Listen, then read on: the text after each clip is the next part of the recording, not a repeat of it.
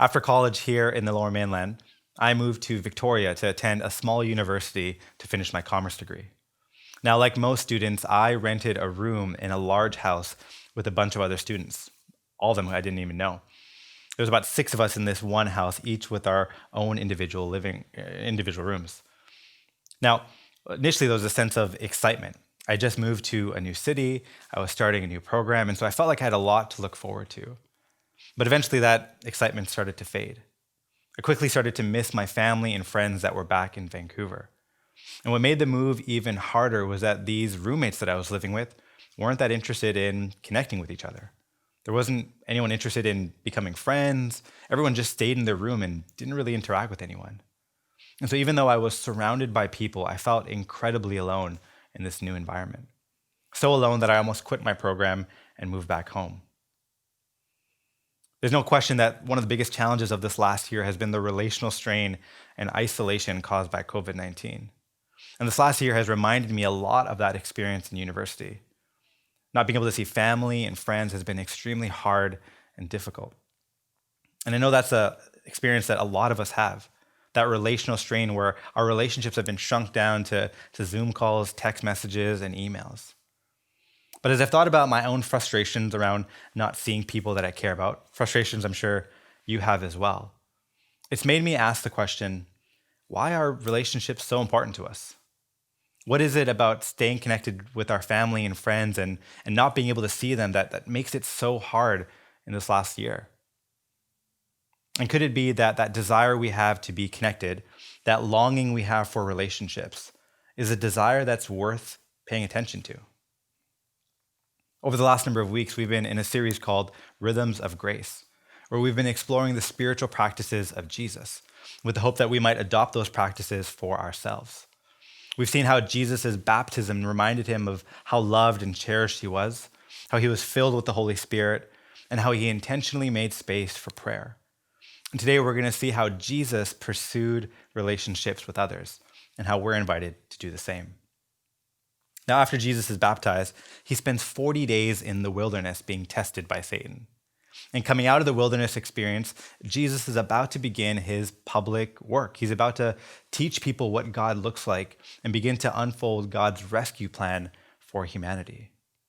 But as Jesus is about to embark on this new season, this new ministry opportunity, he doesn't begin by teaching to large crowds and healing people and doing all sorts of miracles.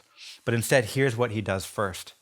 In Matthew 4, verse 18, we read, "As Jesus was walking beside the Sea of Galilee, he saw 2 brothers, Simon called Peter and his brother Andrew. They were casting a net into the lake, for they were fishermen. 'Come follow me,' Jesus said, 'and I will send you out to fish for people.' At once they left their nets and followed him. Going on from there, he saw 2 other brothers, James the son of Zebedee and his brother John. They were in a boat with their father Zebedee, preparing their nets. Jesus called them, and immediately they left the boat and their father and followed him." So as Jesus is beginning his public work in the world, he's walking along the Lake of Galilee, and he comes across these 4 fishermen. Now, based on what we know about these men, they were hardworking, ordinary individuals who were catching fish for a living. And he approaches these ordinary individuals, and he offers this simple invitation of follow me. Now, follow me is very different. There's a very different meaning in Jesus' context than it does in ours. To follow someone today means to follow their social media platform. It's where you can passively observe someone else's life through a screen, someone whom you may not even know. But in Jesus' day, this phrase meant so much more. There was nothing passive about it. Follow me was a relational invitation. Being a rabbi or teacher, follow me was Jesus' way of inviting these fishermen to become his students. It was his way of saying, would you join your life with me, and would you follow me, and would you learn from me? Would you become my students? This was a personal invitation to be connected to Jesus. And so here at the beginning of his public work in the world, before doing anything significant, Jesus first pursues relationships. He chooses to build a group of friends who can surround him and join him in his work in the world. He doesn't do life alone, but he chooses to share his life with others. Now, this is pretty amazing because if there was anyone who could exist in isolation without connecting with other people, then surely it would be Jesus, the Son of God, right? But that's not the case. In Genesis, the first book of the Bible, we read about how the first ever relationship to exist is with God himself in the Trinity, Father, Son, and Spirit, existing in perfect relationship with each other. And so Jesus has always existed in relationship. It's a part of who he is. And in Genesis, we read about how God creates the world that we see around us. He creates the heavens, the earth, plants, animals, and everything he creates is complete and whole.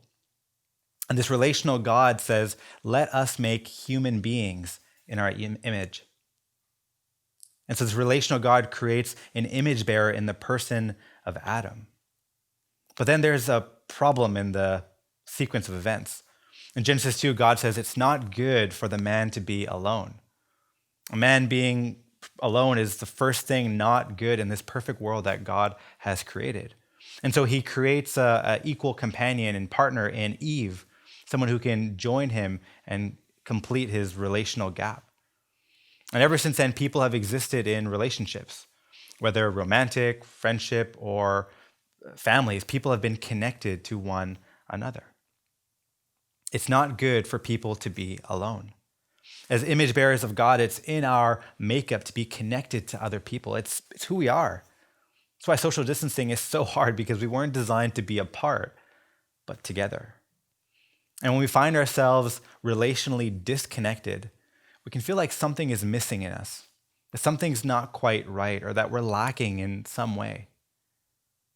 You know, over this last year, we've seen people's mental health decline quite significantly.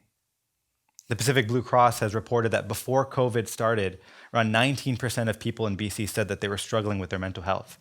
And during COVID, that number has gone up to 52% of people saying that they're struggling with their mental health.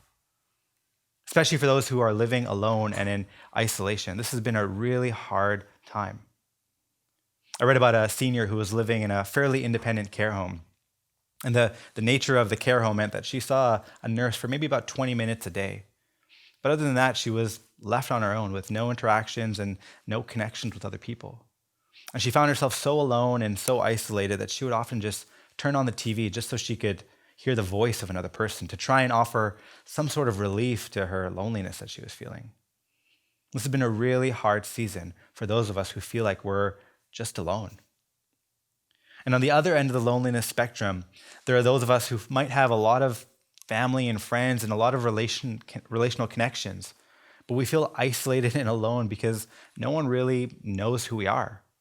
We feel a different type of loneliness because we feel unknown and anonymous, even though we have these daily interactions with people. And so how would you describe yourself today? Do you feel alone? Do you feel unknown? If so, it's important to pay attention to those feelings and to consider what they might be driving you towards. Jesus pursued relationships with others. And the relationship of a rabbi and student in the first century was very different than the relationships that we have today. But even still, there's something that we can learn from this experience of Jesus. You see, Jesus wasn't just building friends that you could hang out with and shoot the breeze. No, he was building an intimate community. He was creating an environment where these fishermen's lives could be transformed and changed. He was creating a community where they could learn to rely on one another, where they could learn to be seen by one another, and ultimately, where they could grow. And that's the hope of spiritual friendships. It's growth. It's where we don't stay the same, but as we join our lives with other people, we grow more into the people that God has created us to be. As Jesus offers this invitation to follow him, he makes these fishermen a promise. He says, if you join me in this work that I'm doing, you will no longer be people who catch fish, but you'll be fishers of people, meaning that you'll be so transformed by this relationship with me and with one another that you'll be unleashed on a new mission in the world of sharing my message of hope, forgiveness, and grace with the world. What if instead of viewing our relationships as purely social or functional, What if we saw them as the places that God most deeply wanted to form us? What if one of the primary ways we grow is with other people? When I began a relationship with Jesus, I didn't really see a need for the church or to really be connected to other people at all. I had this belief that I could just have a relationship with Jesus on my own, that I could just be me and Jesus. But even though I was immersing myself in the scriptures and connecting with God through prayer, I felt like something was missing. My faith felt a bit stagnant, like something was off. Now, at the same time, I was hanging out with a friend named Nate. And Nate also happened to be a follower of Christ, but we never talked about our faith. We had a sort of superficial friendship where we just talked about different things that weren't really important to us. Our faith never really entered into our friendship. But one night when we were hanging out, Nate shared openly about something he was struggling with in his faith journey, something that was really important to him. And that conversation changed our friendship because for the first time ever, we talked about Jesus in a way that we had never talked about. And not only that, but his openness and willingness to share encouraged me to do the same. And so I began sharing things that I was struggling with in my faith journey. And that experience not only changed our friendship, but it changed my faith. It helped me see the value of being connected with another person, to have someone who could challenge me in my faith, someone I could bring my questions to, and someone who would pray for me was something that I was really lacking, but I didn't really even know it. And my faith in Jesus grew in ways that I couldn't have accessed on my own. I realized the value of being connected to other people. A spiritual director named Morris Dirks has put it this way. He said, it's impossible to experience spiritual transformation outside of relationships. And that's definitely been true of my experience and others that I know. We need other people to help us grow into the people that God has created us to be. Now, there's no question that relationships are hard, that people can sometimes be difficult. I'm sure we've all had experiences of dealing with difficult people, whether at work or in our social circles. And that was definitely true of Jesus and his friends as well. In Luke 22, we read about an argument that breaks out among the disciples. They're debating about who is more important. And you can almost imagine Jesus' frustration as he just shakes his head and lets out a sigh as he tries to encourage them on what his mission is in the world and to try and set their heads straight. This is probably just one of many different disagreements that emerged in this friendship circle. And so, like Jesus and his friends, we can experience dealing with difficult people and some of the frustrations that causes as we put ourselves in community with others. But we can also experience a level of risk. There's a risk in being hurt by people. We can get burned as we put ourselves in relationships with others. I mean, look at Jesus. Out of the 12 friends that he surrounds himself with, one of them betrays him. Peter denies even knowing him, and the rest seem to scatter when Jesus needs them the most. But the amazing thing is that Jesus knew all of this even before he met them. He knew how they would respond to difficulty. He knew that they would hurt him and that they would let him down. But even still, he pursued them. He saw this friendship circle that he was creating as valuable and worth pursuing, even knowing all the risk that was involved with it. And so I wonder if we can be like Jesus and pursue relationships, even though it's hard, even though it requires a lot of work in a world where Zoom is our primary way of connecting with people, but we still pursue it. Even though people are sometimes frustrating and maybe even annoying, we still involve ourselves in relational circles. And even if there's a possibility of the risk of being hurt, we pursue that risk because the opportunity to grow in these spiritual communities can be so great and so important. Mother Teresa said this. She said, keep in mind that our community is not composed of those who are already saints, but of those who are trying to become saints. Therefore, let us be extremely patient with each other's faults and failures. Christian community is about following Jesus with other people who are different than us. And as we rub shoulders with people who share different perspectives, people who have different stories, and people who are on different journeys, we grow and are formed in ways that we can't grow on our own. We're able to see more of who God is the more we see other people. For the last number of years, my family and I have had the privilege of being a part of a life group here at 10th. And everyone in our group is different. We all have different stories and different backgrounds. But as we've brought our lives together and have tried to model transparency and openness, I feel like I've gotten a small taste of the type of community that Jesus was trying to build. This last year, our group has not only been trying to navigate COVID together, but we've also had a number of shared losses that we've tried to navigate as well. Losses that have been hard and painful and really, really challenging. And as odd as it seems, it's in these shared losses where I'm reminded why community is so important. Even in my own experience of loss, I feel like my group has helped me see Jesus in a really hard time in my life. Even though we can't be physically together, through dropping off meals, through sending text messages and offering countless prayers on my behalf, I feel like I've been held by this group in ways that would have been really hard to go through on my own. This group has reminded me that God is present with me, even though life is really hard. And so what unites our group is not our interests, not our personalities, but it's a shared love of Jesus and a desire to learn what it means together to follow him when life is going well and when life is extremely hard. An author named Henry Nouwen said it like this. He said, "Christian community is a place where we keep the flame of hope alive among us, and we take it seriously so that it can grow and become stronger in us." That's the hope of joining our lives with other people, is that we grow and we're shaped and we're formed, and we continuously push one another to the person of Christ, to continuously fix our eyes on him. The amazing thing about Jesus as he begins his public ministry is he doesn't passively wait for friends to follow him. He doesn't wait for people to just join him in his mission, but he actively pursues them. What about you? What would it look like for you to pursue spiritual friendships? Imagine a community like Jesus's, where you could be known by other people and where you could know others. A community where you can be fully transparent. A community where you can be molded and shaped more in the image of Christ. Jesus reminds us that we're not meant to live life alone, but that life truly is better together.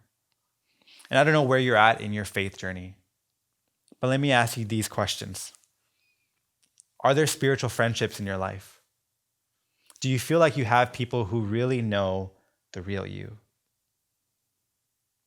If not, what would that next step be for you?